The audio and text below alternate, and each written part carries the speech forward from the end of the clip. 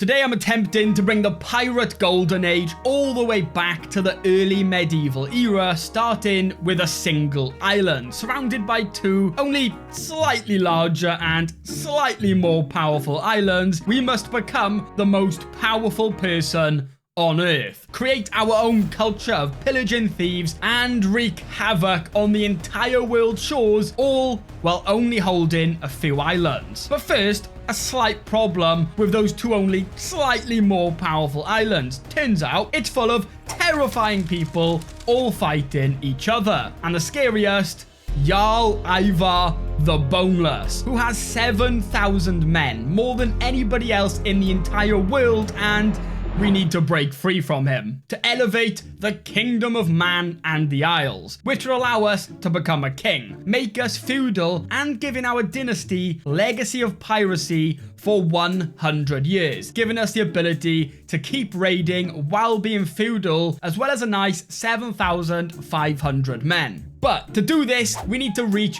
the highest level of fame possible, pick up the Viking trait by raiding a lot, and most importantly, become independent from our terrifying liege. Also, if everybody watching subscribed, I'd hit my goal in no time, and it would mean so much to me. Thank you. So starting out, our liege executed the ruler of Northumbria to win a war, so we needed to act fast. We began by getting the very important stuff out of the way, like beating up our champion who tried romancing our wife, and of course went on our first raid. But at this point, most people are quite a bit more powerful than me, so we had to be very careful on who to target. But even so, we managed to take out our first army, returning home with 45 gold, some prisoners to ransom, and a wife that wasn't pregnant when we left. At least we managed to build a Leviathan ship though, increasing our raid loot capacity by 50%, now able to loot almost 150 gold per raid. So of course we went to bully Deheubarth when we found a doll, with the choice of giving it to one of my daughters, which was a really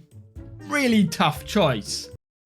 We continued raiding, completely raiding the entirety of Ireland, after using our loot so far to upgrade our army, now raising well over 1,000 men. We defeated army after army of those who stood before us, returning with a massive 166 gold. And still our wife continued to get pregnant while we were away, this time with William, our kid.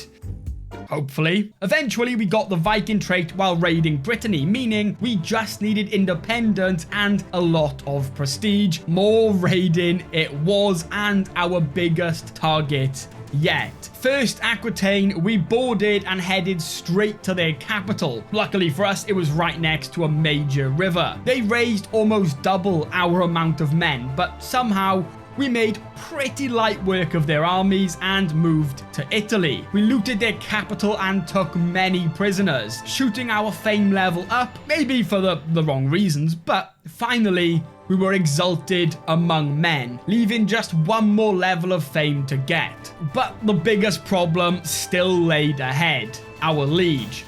And with no chance of a fair fight, we had to do what any self-respecting pirate would: pay somebody else to take him out for us, like his wife, assuring his untimely demise. Splitting his land, making our new liege much weaker. I mean, if you don't count his ally. I did start another scheme to murder my new liege, but as our son Jack returned from his Varangian adventure, we married him, securing an alliance with Jorvik, and instead fought for our independence. And our liege only held a single county, meaning we had one siege to do to get our freedom, which would be no easy challenge, as with his allies he raised over 4,200 men. So, what did the amazing CK3 AI decide to do? Stay put and defend, of course.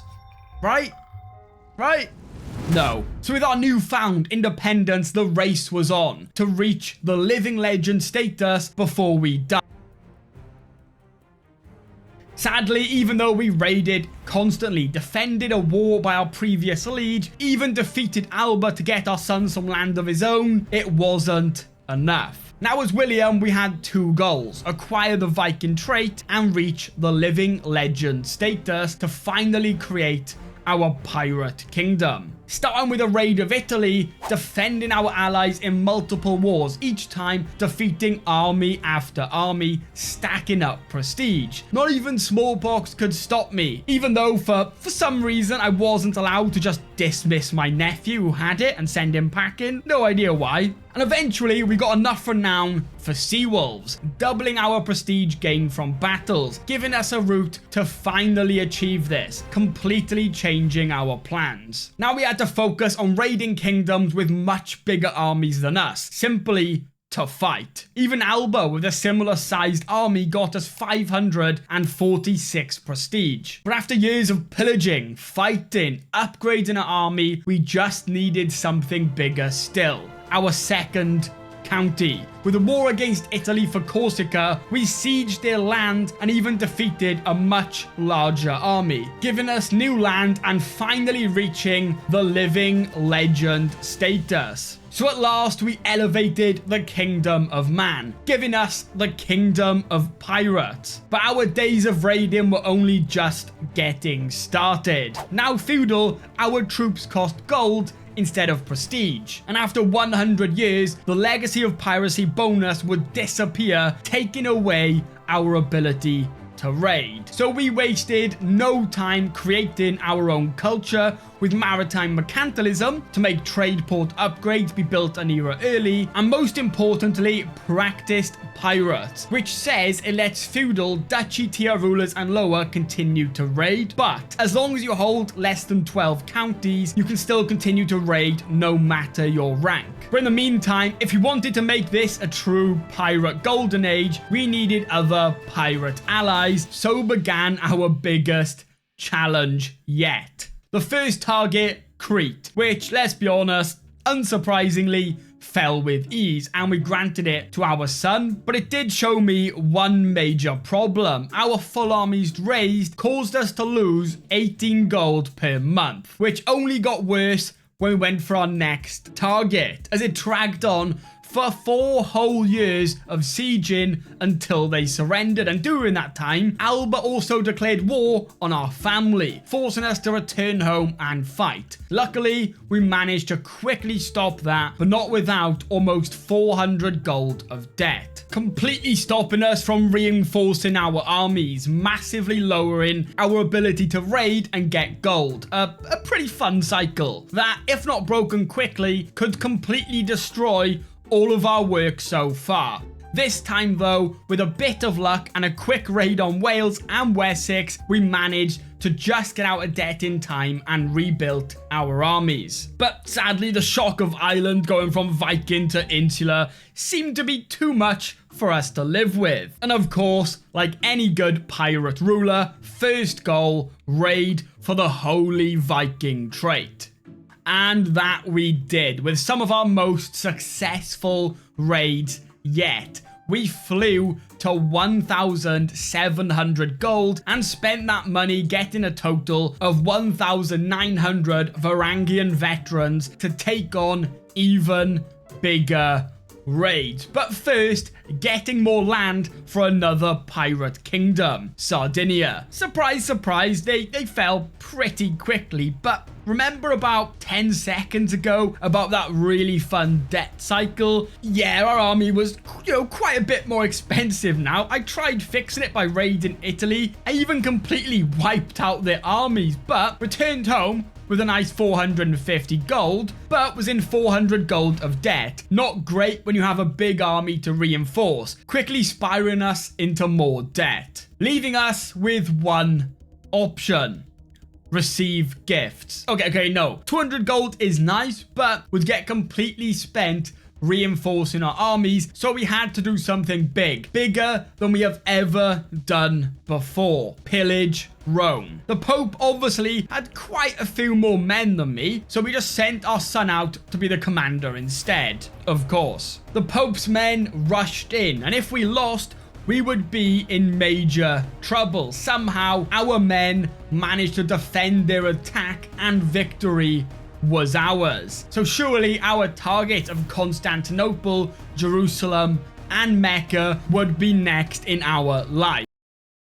Inheritance also released Crete as his own kingdom, making Crete, Sardinia, and of course us 3 powerful kingdoms to raid the shores of everybody. And at last, it was time for our final goal. Prove our power and raid the most powerful people in the world. But first, 8 years of the painful debt cycle until we picked up practiced kidnappers, giving us 50% more gold from ransoms, allowing us to really start stockpiling money, making over 1,000 gold just from the prisoners alone in a single Aquitaine raid. Raid on Italy, 3,000 gold. Raids in Africa, 5,000 gold. I can't lie, this got my confidence up. Everybody we tested fell to our power, so we went to finally raid Constantinople.